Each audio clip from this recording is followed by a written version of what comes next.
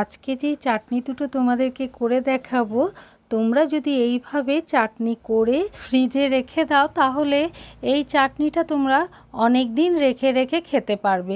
গরম গরম রুটি পরোটার সঙ্গে খেতে এই চাটনি দুটো খুব ভালো লাগে। কাজ করতে যখন ইচ্ছা করবে না তখন এই চাটনি বের করে গরম গরম রুটি পরোটার সঙ্গে তোমরা খেতে পারো।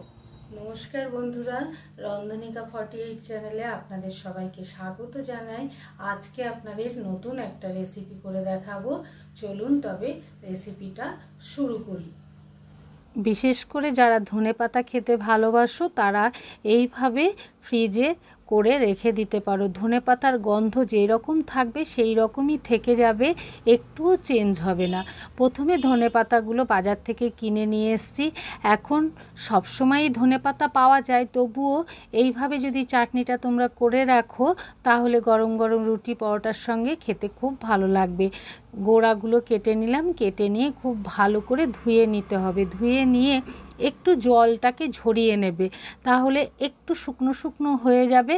তখন কি করবে, একটা কড়াই গরম বসিয়ে দেবে, তার ভেতর ওই ধুয়ে রাখা ধনেপাতাগুলো হালকা আঁচে নেড়ে নিতে হবে যাতে জলটা একেবারে শুকিয়ে যায়।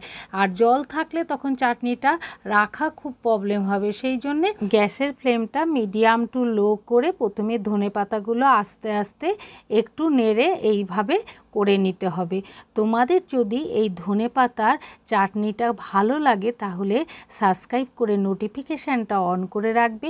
যখনই কোনো ভিডিও ফেলা হবে সবার আগে তোমাদের কাছে পৌঁছে যাবে। ধনেপাতাটা মিক্সি জারের ভেতর দিয়ে দিলাম, দিয়ে ঠান্ডা করতে দিলাম। যখন ঠান্ডা হবে তখন এটাকে পেস্ট করতে হবে। এবার ঠান্ডা হয়ে গেছে, ঢাকাটা লাগিয়ে একটা মিহি পেস্ট তৈরি করে নিলাম। এইভাবে দেখবে পেস্টটা করবে, জল থাকছে না বলে খুব সুন্দর পেস্ট হবে আর গন্ধটাও কিন্তু খুব ভালো থাকবে।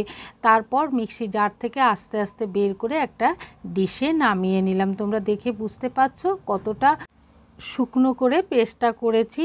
আর এই পেস্টটা করার সময় কিন্তু এক ফোঁটাও জল দেবে না, আস্তে আস্তে পেস্টটা করবে, দেখবে খুব সুন্দর ভালো হবে। আর খুব বেশি পাতলা মিহি করলেও খেতে কিন্তু ভালো লাগবে না। সেই জন্য অল্প অল্প একটু যেন দানা দানা থাকে সেইভাবেই তোমরা পেস্টটা করবে।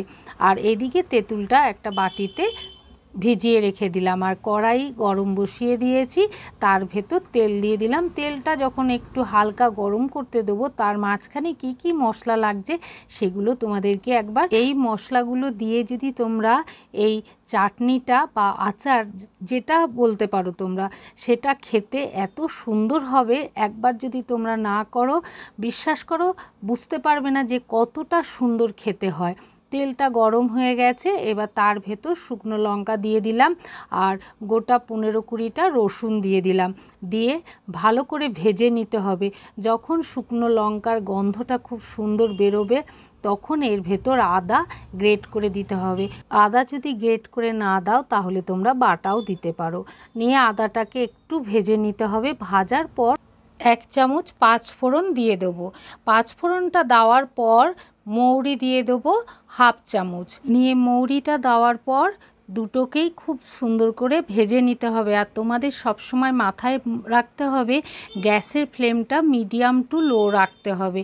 মৌরি আর 5 ফোড়নের গন্ধ যখন সুন্দর বেরিয়ে যাবে তখন হলুদ সর্ষে আর কালো সর্ষে মিশিয়ে 1 চামচ দিয়ে দেবো। দিয়ে সমানে কিন্তু নাড়তে হবে।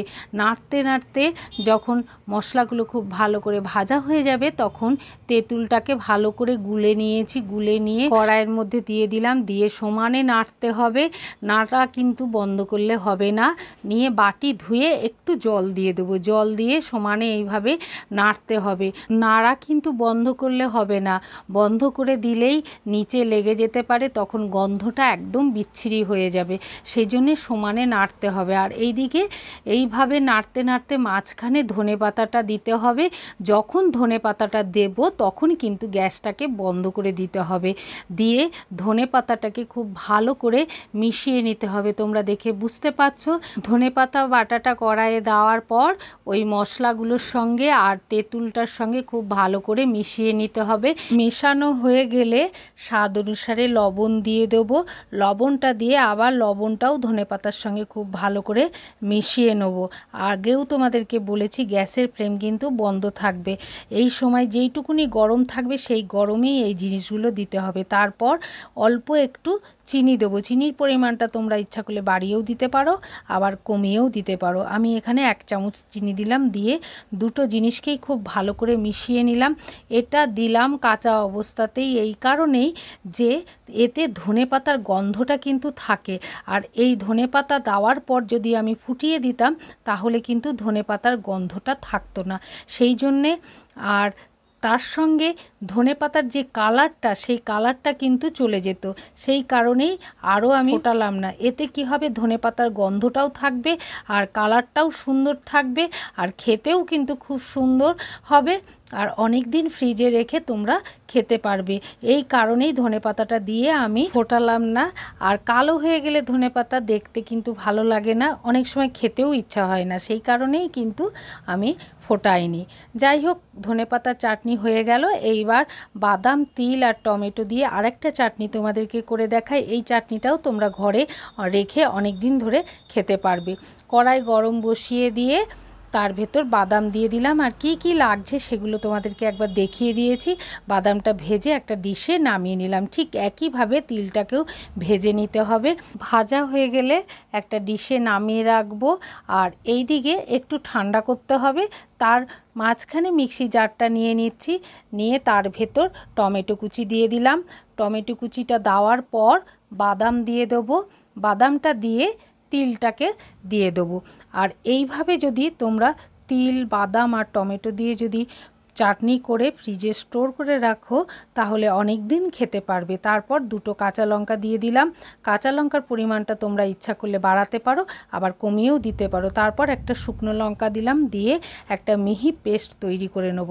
অনেক সময় বাড়িতে কাজ করতে করতে বড় ক্লান্ত লাগে, তখন কিছু তরকারি আর করতে ইচ্ছা করে না। তোমার কাছে যদি ফ্রিজে এরকম দুটো চাটনি থাকে, গরম গরম রুটি পরোটা দিয়ে খেতে খুব ভালো লাগবে। একবার তোমরা করে অবশ্যই দেখো, আশা করি তোমাদের খুব ভালো লাগবে। গ্যাসে একটা ফ্রাই প্যান বসিয়ে দিয়েছিলাম, নিয়ে গ্যাসটাকে বন্ধ করে দিয়েছি। তার ভেতর তেল দিয়েছি। তেলটা যখন গরম হয়ে যাবে তার ভেতর সর্ষে 1/2 চামচ দিয়ে দেবো। তোমরা তো জানো সর্ষে ছিটে গায়ে লেগে যাবে, সেই কারণে গ্যাসটাকে বন্ধ করে দিয়েছি। আর প্রথমে নাড়িনি, কারি পাতাটা দেওয়ার পর নেড়ে নিলাম। নাড়া হয়ে গেলে ওই বাদামের চাটনিটার ভেতর দিয়ে দেবো, দিয়ে মিশিয়ে নিতে হবে। আর মেশানোর আগে স্বাদ অনুসারে একটু লবণ দিয়ে দেবো। লবণ দিয়ে খুব ভালো করে মিশিয়ে নেবো। আর তোমরা যদি মনে করো অল্প চিনি দেবে তাহলে চিনিও দিতে পারো। আমি এখানে চিনি দিলাম না, কেন বাদাম একটু মিষ্টি মিষ্টি হয়তো, সেই জন্য আর দিলাম না। তোমরা ইচ্ছা করলে দিতে পারো। এইভাবে দুটো চাটনি তোমাদের করে দেখালাম। তোমাদের ভালো লাগলে অবশ্যই কমেন্ট করবে, আর ছোট্ট করে একটা লাইক করে সবার কাছে শেয়ার করে দেবে। তোমরা সবাই ভালো থেকো, সুস্থ থেকো, সাবধানে থেকো। পরে আবার তোমাদের সঙ্গে দেখা হবে।